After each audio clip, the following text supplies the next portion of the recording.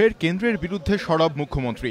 শিল্পপতি ও চিত্রতারকাদের বিরুদ্ধে ইডি ও সিবিআইকে প্রতিহিংসামূলকভাবে কাজে লাগানো হচ্ছে বলে অভিযোগ মমতার। বুধবার পশ্চিম মেদিনীপুরের খেমাশুলিতে তৃণমূলের বিজয় সম্মেলনের অনুষ্ঠানে কেন্দ্রের বিরুদ্ধে ইডি ও সিবিআই নিয়ে তোপ দাগেন তিনি। টোটাল বঞ্চনা করা হচ্ছে, কেন নাকি ওদের বিরুদ্ধে কিছু বলা যাবে না, আর বলতে গেলেই আপনি যদি না প্রতিবাদ করেন তাহলে আপনার ঘরে ইডি ঢোকাবে নয় সিবিআই ঢোকাবে। সব ফিল্ম স্টারদের ইন্ডাস্ট্রিয়ালিস্ট জেনে রাখুন, এটা দেশে হচ্ছে। ফিল্ম স্টার ইন্ডাস্ট্রিয়ালিস্ট অনেকে ভারতবর্ষ ছেড়ে চলে যাচ্ছে, ইন্ডাস্ট্রিয়ালিস্টরা বলছে কি ব্যবসা করবো, সারাক্ষণ তো এই হচ্ছে। মমতার মন্তব্য নিয়ে দল এবং প্রশাসনের মধ্যেই শুরু হয়েছে জল্পনা। অন্যদিকে মুখ্যমন্ত্রীর অভিযোগ উড়িয়ে দিয়েছে কেন্দ্রীয় সরকার।